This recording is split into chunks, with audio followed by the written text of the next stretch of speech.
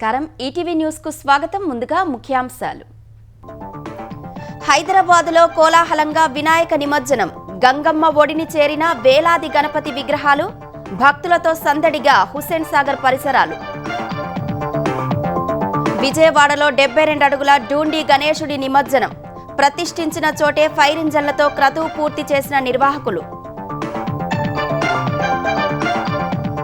Urea సరఫరాపై CM Chandrababu సమీక్ష కలెక్టర్లు క్షేత్రస్థాయికి వెళ్లి పర్యవేక్షించాలని ఆదేశం రబీ నుంచి వెబ్లాండ్ ఈ క్రాప్ అమలు చేస్తామని వెల్లడి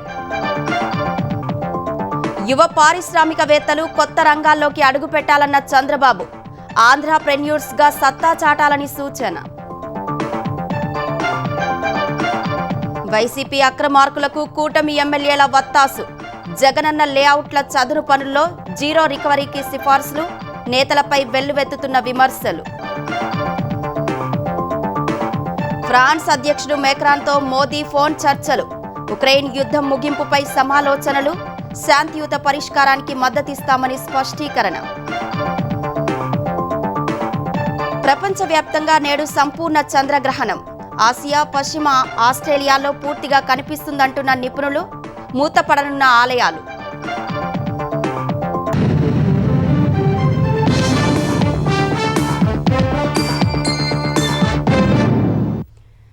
హైదరాబాద్లో వినాయక నిమజ్జనం కోలాహలంగా సాగుతోంది 11 రోజుల పాటు పూజలు అందుకున్న గణపతి విగ్రహాలను హుస్సేన్ సాగర్లో నిమజ్జనం చేస్తున్నారు నేడు మధ్యాహ్నం వరకు ఈ తంతు కొనసాగే అవకాశం ఉంది నిమజ్జనం సందర్భంగా హైదరాబాద్లోని ఎంజే మార్కెట్ బషీర్బాగ్ పరిసర ప్రాంతాలు భక్తులతో కోలాహలంగా మారాయి గణపతి బప్పా మోరియా అంటూ ప్రత్యేక పూజలు నిర్వహించి గణపయ్యలను గంగమ్మ ఒడిలోకి చేర్చారు హైదరాబాద్ మహానగర వ్యాప్తంగా వినాయకుడి నిమజ్జనాలు అంగరంగ వైభవంగా జరుగుతున్నాయి ఇప్పటికే వేలాది విగ్రహాలు గంగమ్మ ఒడికి చేరినట్లుగా చెబుతున్న అధికారులు నేడు మధ్యాహ్నం వరకు నిమజ్జన తంతు సాగుతుందని తెలిపారు గణనాథుల రాకతో పాత బస్తీ Goshamahal Malakpet Dilsukh Nagar MJ market Abids Liberty పరిసరాలు జనసందోహంగా మారాయి సచివాలయ పరిసర ప్రాంతాలన్నీ మిరుమిట్లు గొలిపే లైట్లతో అందంగా కనిపించాయి అంబర్పేటలోని ఖాద్రీబాగ్ యువకులు తమ గణనాథుని విగ్రహాన్ని వినూత్నంగా ఎద్దుల బండిపై తీసుకొచ్చి ట్యాంక్ బండ్లో నిమజ్జనం చేశారు పాత సంప్రదాయాలను గుర్తుచేస్తూ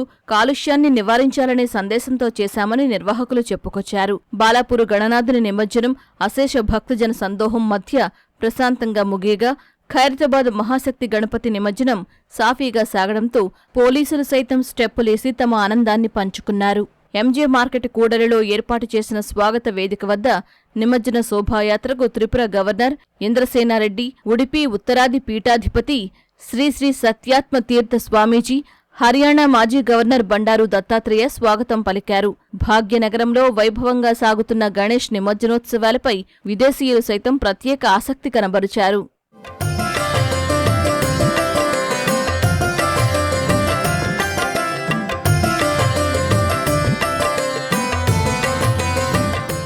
ఆర్కేపురం డివిజన్ పరిధిలోని చిత్రా లేఅవుట్ కాలనీలో గణేష్ నవరాత్రి ఉత్సవాలను ఘనంగా నిర్వహించారు కూకట్పల్లి ఐడియల్ వద్ద గల రంగధాముని చెరువులో వినాయక నిమజ్జనాలు కోలాహలంగా జరిగాయి ఏర్పాట్లను ఎమ్మెల్యే మాధవరం కృష్ణారావు పరిశీలించారు శేరిలింగంపల్లి నియోజకవర్గంలో గణేష్ నిమజ్జనాలకు జీహెచ్ఎంసీ సైబరాబాద్ పోలీసులు ప్రత్యేక ఏర్పాట్లు చేశారు ముషీరాబాద్ అంబర్పేట నియోజకవర్గాల్లో 10 అడుగులలోపు వినాయక విగ్రహాల నిమజ్జనానికి జీహెచ్ఎంసీ ప్రత్యేకంగా వాటర్ పౌండ్లను ఏర్పాటు చేసింది చంపాపేట క్రికెట్ క్లబ్ వినాయకుడి వద్ద లడ్డూ వేలం పాటలో దేవాశెట్టి సందీప్ పటేల్ అనే వ్యక్తి 4,33,000కు లడ్డూను కైవసం చేసుకున్నారు అత్తాపూర్లోని న్యూ స్టార్స్ భక్తి సమాజ్ అసోసియేషన్ వద్ద 12,51,000 రూపాయలకు లడ్డూను గుమ్మడి బ్రదర్స్ భూపాల్ రెడ్డి దక్కించుకున్నారు రంగారెడ్డి జిల్లా చేవెళ్ల రచ్చబండ వినాయక లడ్డూ 16,11,000 పలికింది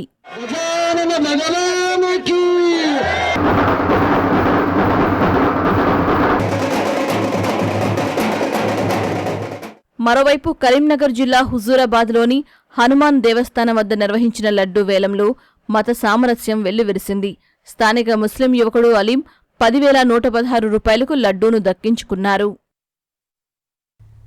విజయవాడలో 72 అడుగుల మహాగణపతిని అదే చోట నిమజ్జనం చేశారు సితారా గ్రౌండ్లో డూండి సేవా సమితి ఆధ్వర్యంలో కార్యసిద్ధి మహాశక్తి గణపతిని మట్టితో తయారు చేశారు భారీ విగ్రహం కావడంతో ఊరేగింపు లేకుండా నిమజ్జన ఘట్టం నిర్వహించారు ఊరేగింపుకు మించి ఉత్సవాలు చేశారు కోలాటం, ఆటపాటలు, నృత్యాలు, సంప్రదాయ నృత్యాలతో సితారా గ్రౌండ్ మారుమోగింది. గణనాథుడి లడ్డు వేలంపాటలో 7,20,000కు వెంకటేశ్వరరావు అనే భక్తుడు సొంతం చేసుకున్నాడు. అనంతరం 21 ట్యాంకుల పసుపు, కుంకుమ, పాలు వంటి 9 రకాలతో మహాగణపతికి అభిషేకం చేశారు. ఫైర్ ఇంజన్లతో విగ్రహాన్ని సుమారు 4 గంటల పాటు శ్రమించి నిమజ్జనం చేశారు. ఈ భారీ గణనాథుని నిమజ్జనాన్ని చూసేందుకు నగరంతో పాటు చుట్టుపక్కల ప్రాంతాల నుంచి భక్తులు భారీగా వచ్చారు.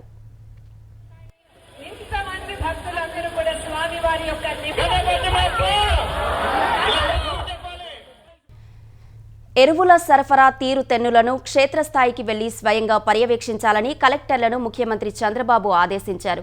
ఎరువుల సరఫరాపై రైతుల్లో ఉన్న అనుమానాలు, ఆందోళన తొలగించాలని నిర్దేశించారు. వచ్చే రబీలో వెబ్లాండ్ ఈ పంట అనుబంధంతో రైతుల ఆధారంగా ఎరువుల సరఫరా చేపట్టాలని సూచించారు. ఎరువుల లభ్యత, సరఫరాపై కలెక్టర్లు, ఎస్పీలు, వ్యవసాయ శాఖ అధికారులతో సీఎం చంద్రబాబు టెలికాన్ఫరెన్స్ నిర్వహించారు. ఎరువుల సరఫరాపై రైతుల నుంచి నేరుగా తాను తెప్పించుకున్న ఫీడ్బ్యాక్ ఆధారంగా సమీక్ష జరిపారు. జిల్లాల నుంచి తెప్పించుకున్న సమాచారాన్ని అధికారులిచ్చిన సమాచారంతో పోల్చి చూసి సంతృప్తి వ్యక్తం చేశారు. జిల్లాల్లో ఎంతెంత ఎరువులు అందుబాటులో ఉన్నాయి, డిమాండ్ ఎలా ఉంది అనే విషయాలను కలెక్టర్లు సీఎంకు వివరించారు. ఎరువుల సరఫరా సక్రమంగా జరుగుతోందని, రైతులకు డిమాండ్ మేరకు అందుతున్నాయని అధికారులు చెప్పారు.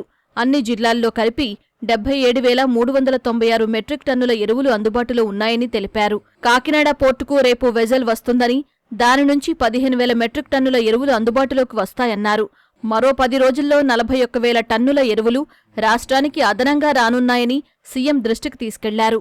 బాపట్ల, కృష్ణా, కడప జిల్లాల్లోని కొన్ని ప్రాంతాల్లో ఎరువుల కొరత ఉందని, ఈ సమస్య పరిష్కరించేందుకు ఇతర ప్రాంతాల నుంచి తెప్పిస్తున్నామని చెప్పారు. ఆ సమస్యను కూడా సత్వరమే పరిష్కరించాలని సీఎం ఆదేశించారు. గ్రామ, వార్డు సచివాలయ ఉద్యోగుల నుంచి జిల్లా కలెక్టర్ వరకు క్షేత్రస్థాయిలో పర్యటించి ఎరువుల సరఫరాను పరిశీలించాలని నిర్దేశించారు.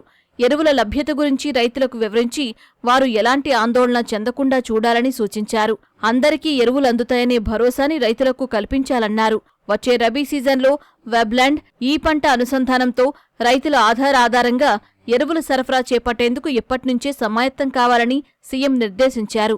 ఎవరు ఎంత పంట వేస్తారో ఈ పంట నమోదు ద్వారా చూసి వారికి అవసరమైన మేర ఎరువులు ఇచ్చే మెకానిజాన్ని తీసుకొచ్చేందుకు అవసరమైన డేటా అనుసంధానం జరగాలని ఆదేశించారు.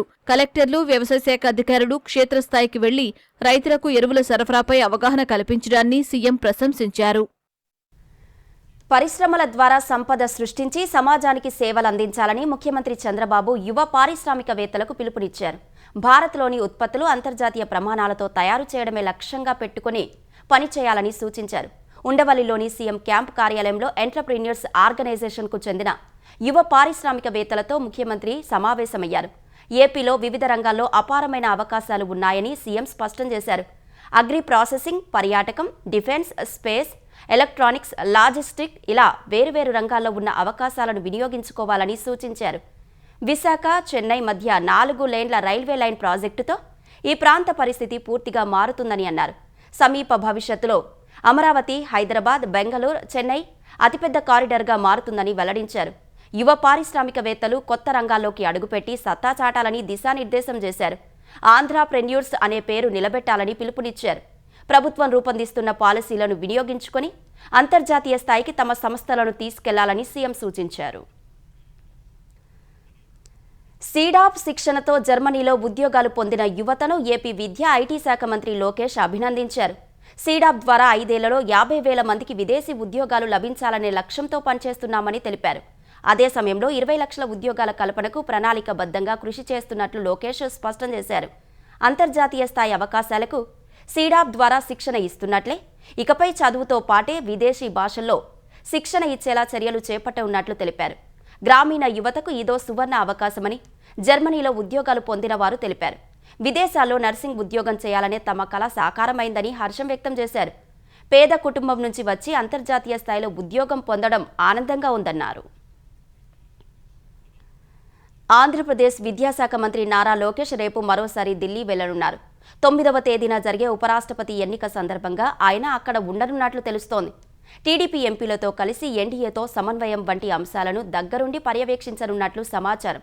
నేడు కోయంబత్తూర్ వెళ్లనున్న లోకేష్ అక్కడ జరిగే ఇండియా టుడే కాంక్లేవ్లో పాల్గొంటారు. సోమవారం మధ్యాహ్నం కోయంబత్తూరు నుంచి బయలుదేరి రాత్రికి ఢిల్లీ చేరుకొనున్నట్లు తెలుస్తోంది. వైసీపీ హయాంలో జగనన్న లేఅవుట్లు చదును చేసే పనుల్లో జరిగిన అక్రమాలపై విచారణను కూటమి ప్రభుత్వంలోని కొందరు ఎమ్మెల్యేలే నీరుగారుస్తున్నారు. లేఅవుట్లు చదును చేసిన వైసీపీ నేతలతో కుమ్మక్కై పెండింగ్ బిల్లుల చెల్లింపులకు సిఫారసు చేస్తున్నారు. ఎమ్మెల్యేల ఒత్తిడితో రాయలసీమ కోస్తా జిల్లాలో ఇంజనీర్లు క్లీన్ చిట్ ఇచ్చేస్తున్నారు. జీరో రికవరీ చూపించి బిల్లుల చెల్లింపులకు సిఫారసు చేశారు. వైసీపీ హయాంలో అవకతవకలను వెలికి తీసేందుకు కూటమి ప్రభుత్వం ప్రయత్నిస్తుంటే సొంత ఎమ్మెల్యేలే అక్రమార్కులకు కొమ్ము కాయడంపై విమర్శలు వెల్లువెత్తుతున్నాయి. వైసీపీ హయాంలో ఆ పార్టీ నాయకులే కాంట్రాక్టర్ల ముసుగులో జగనన్న లేఅవుట్లు చదును చేసే పనులు చేపట్టారు. పలుచోట్ల తూతూ మంత్రంగా చేపట్టినా ఇంజనీర్లపై ఒత్తిడి తెచ్చి పక్కాగా నిర్వహించినట్లుగా రికార్డు చేయించారు. వీటికి గత ప్రభుత్వంలోనే 700 కోట్ల రూపాయలకు పైగా బిల్లులు చెల్లించేశారు. మరో 300 కోట్ల రూపాయలకు పైగా జమ చేసేందుకు ఏర్పాట్లన్నీ చేసిన దశలో ప్రభుత్వం మారింది. ఈ అక్రమాలపై కూటమి ప్రభుత్వం విచారణకు ఆదేశించింది. ఇంజనీర్ల బృందాలు జిల్లాలో ప్రస్తుతం విచారణ నిర్వహిస్తున్నాయి. లేఅవుట్లకు సేకరించిన భూములు చదును చేశారా, రికార్డుల్లోనే చూపించారా అనే కోణంలో పరిశీలిస్తున్నారు. నివేదికలు వచ్చాకే పెండింగ్ లో పెట్టిన 300 కోట్ల రూపాయలకు పైగా బిల్లులు గుత్తేదారులకు చెల్లించాలని ప్రభుత్వం నిర్ణయించింది. గత ప్రభుత్వంలో పనులు చేసిన కొందరు వైకాపా నేతలకు పెండింగ్ బిల్లులు చెల్లించాలని ఇప్పుడు పలువురు కూటమి ఎమ్మెల్యేలు పైరవీలు చేస్తున్నారు. ఉమ్మడి విజయనగరం, శ్రీకాకుళం, కృష్ణా, నెల్లూరు, కర్నూలు, చిత్తూరు జిల్లాల్లో కొందరు ఎమ్మెల్యేలు ఎంపీడీఓల నుంచి డ్వామా పీడీల వరకు ఒత్తిడి తెస్తున్నారని తెలుస్తోంది. 1-2 జిల్లాల్లో ఎమ్మెల్యేలు కలెక్టర్లను కలిసి మరీ బిల్లుల చెల్లింపుల కోసం సిఫారసులు చేశారు. కొందరైతే గత ప్రభుత్వంలో పనులు చేసిన వారు కావలసిన మనుషులని చెబుతున్నారు. ప్రజాప్రతినిధుల ఒత్తిడితో కొన్ని జిల్లాల్లో విచారణ బృందాలు పనులు సవ్యంగా జరిగాయని, నిధులేమీ రికవరీ చేయక్కర్లేదని నివేదికలు సిద్ధం చేస్తున్నాయని తెలుస్తోంది. రాయలసీమలోని పలు జిల్లాల్లో ఇప్పటికే అధికారులకు జీరో రికవరీ కింద నివేదించినట్లు సమాచారం. వీటి ఆధారంగా గుత్తేదారులకు పెండింగ్ బిల్లులు చెల్లించాలని కలెక్టర్లు ఆదేశాలివ్వనున్నారు. ఈ అక్రమాలు అవకతవకల నేపథ్యంలో పెండింగ్ బిల్లుల చెల్లింపు నుంచి రాష్ట్ర గృహ నిర్మాణ సంస్థ వైదొలిగింది. దీంతో రాష్ట్ర పంచాయతీరాజ్ గ్రామీణాభివృద్ధి శాఖ ఆధ్వర్యంలోనే పెండింగ్ బిల్లులు చెల్లించాలి. 2014-19 మధ్య టీడీపీ ప్రభుత్వ హయాంలో చేసిన ఉపాధి హామీ పనులకు గత వైసీపీ ప్రభుత్వం విచారణ పేరుతో చేసిన వేధింపులను కూటమి ఎమ్మెల్యేలు మరిచిపోయారా అని టీడీపీ కార్యకర్తలు ప్రశ్నిస్తున్నారు. అప్పట్లో పనులు చేసిన అనేక మంది సర్పంచులు అప్పులపాలై ఆర్థికంగా దివాలా తీశారు. కొందరైతే ఆత్మహత్యలు కూడా చేసుకున్నారు. అలాంటిది ఇప్పుడు జగనన్న లేఅవుట్ల చదును పనుల్లో అక్రమాలపై విచారణకు కూటమి ఎమ్మెల్యేలే మోకాలడ్డి దగ్గరుండి బిల్లులు చేయిస్తుండడంపై పార్టీ కార్యకర్తలు మండిపడుతున్నారు. విశాఖ రైల్వే స్టేషన్కు గ్రీన్ రైల్వే స్టేషన్ సర్టిఫికేషన్ లభించింది. గ్లోబల్ గ్రీన్ బిల్డింగ్ కౌన్సిల్ ఈ ప్రతిష్టాత్మక గుర్తింపునిచ్చింది. పర్యావరణ అనుకూల పద్ధతులు, నీటి సంరక్షణ, శాస్త్రీయంగా వ్యర్థాల నిర్వహణ, ఇంధన సామర్థ్యం తదితర అంశాలపై స్థిరమైన విధానాలు అవలంబించడంతో ఇది సాధ్యమైందని రైల్వే వర్గాలు వెల్లడించాయి. అన్ని విభాగాల సమిష్టి కృషితోనే స్టేషన్కు పురస్కారం దక్కిందని డీఆర్ఎం లలిత్ బోహ్రా పేర్కొన్నారు. గ్రీన్ రైల్వే స్టేషన్ రేటింగ్ వ్యవస్థను జీజీబీసీ సహకారంతో ఇండియన్ రైల్వేస్ పర్యావరణ డైరెక్టరేట్ అభివృద్ధి చేసింది. నీటి సంరక్షణ, శాస్త్రీయ వ్యర్థాల నిర్వహణ, ఇంధన సామర్థ్యం, శిలాజ ఇంధనాలపై ఆధారపడ్డాన్ని తగ్గించడం, ప్రయాణికులు, సిబ్బంది ఆరోగ్యం, శ్రేయస్సును ప్రోత్సహించడం వంటి కీలకమైన జాతీయ ప్రాధాన్యతలను పరిగణలోకి తీసుకొని ఈ సర్టిఫికేషన్ లభించింది.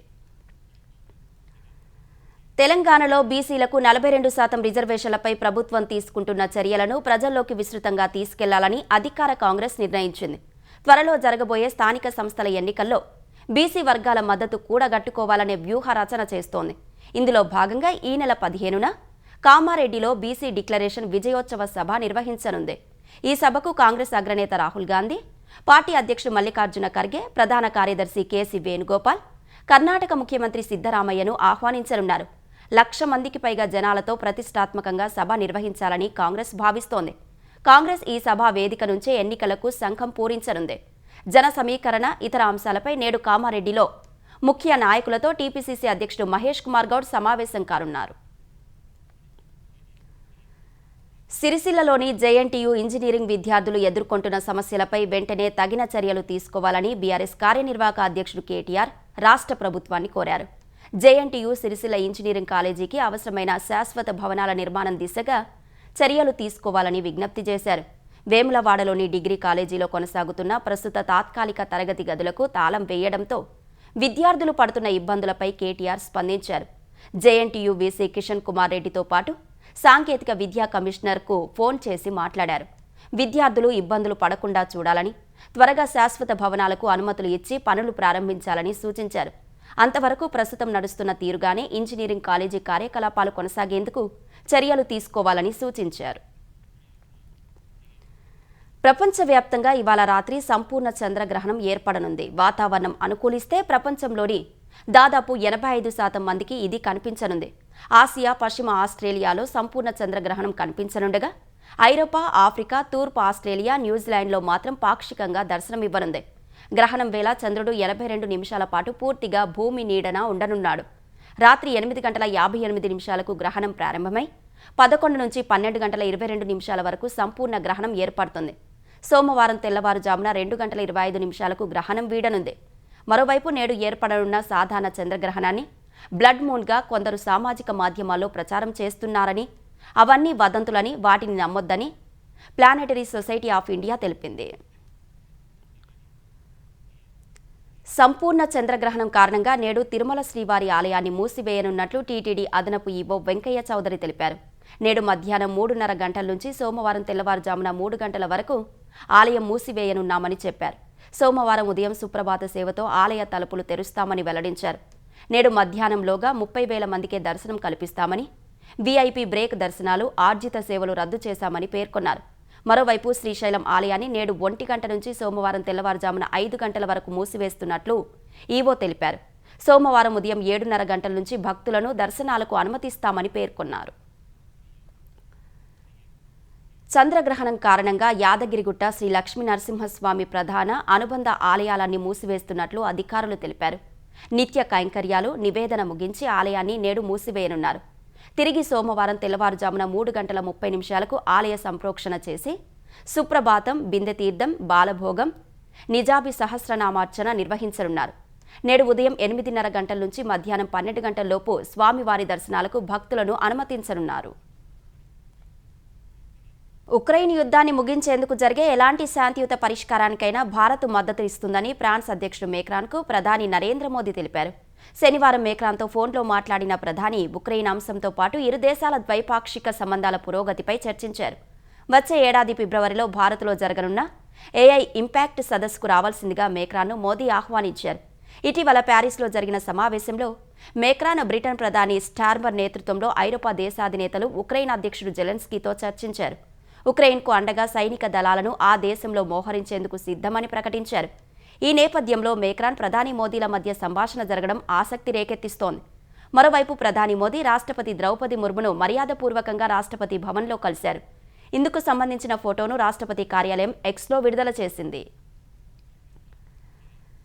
జీఎస్టీలో సంస్కరణలకు మద్దతు తెలిపినందుకు అన్ని రాష్ట్రాలకు కేంద్ర ఆర్థిక మంత్రి నిర్మలా సీతారామన్ ధన్యవాదాలు తెలిపారు. ఇందుకు సంబంధించి అన్ని రాష్ట్రాల ఆర్థిక మంత్రులకు నిర్మలా లేఖ రాశారు. పన్ను రేట్లను సవరించాలనే దానిపై రాష్ట్రాలు తమ అభిప్రాయాలు చెప్పినప్పటికీ అవన్నీ సామాన్యుడికి ప్రయోజనం కలిగించేవేనని అన్నారు. జీఎస్టీ కౌన్సిల్ నిర్ణయాలు దేశ ప్రజలకు ఎంతో దోహదపడతాయన్నారు. ఎన్ని తీవ్రమైన చర్చలు, వాదనలైనా చేయవచ్చు. చివరకు జీఎస్టీ కౌన్సిల్ నిర్ణయాలతో దేశ ప్రజలకు ఉపశమనం కలిగిందని పేర్కొన్నారు. సంస్కరణలో సామాన్యులకు ప్రయోజనం చేకూర్చే సవరణలే ఉన్నాయని, వీటికి వ్యతిరేకంగా మాట్లాడే అవకాశమే లేదన్నారు. దేశ ప్రయోజనాల కోసం అందరూ ఒక్కతాటిపైకి రావడం సంతోషకర విషయమన్నారు. రేట్ల తగ్గింపుపై రాష్ట్రాలు ఎప్పుడూ అనుకూలంగానే ఉంటాయని, అయితే వారి ఆందోళనంతా రాష్ట్రానికి ఆదాయంలో కోతపైనే ఉంటుందని నిర్మలా వివరించారు. తాజా తగ్గింపుతో రాష్ట్రాలకే కాకుండా కేంద్రం కూడా ఆదాయం కోల్పోతుందన్న విషయం రాష్ట్రాల ఆర్థిక మంత్రులకు చెప్పానన్నారు. రేట్లు తగ్గితే ప్రజలు కొనుగోలు శక్తి పెరగడం వల్ల కోల్పోయిన ఆదాయాన్ని ప్రభుత్వాలు భర్తీ చేసుకోవచ్చని వివరించడంతో అందరిలో ఏకాభిప్రాయం కుదిరిందని కేంద్ర మంత్రి వివరించారు. జీఎస్టీ కొత్త రేట్లు సెప్టెంబర్ 22 నుంచి అమల్లోకి రానున్నాయి.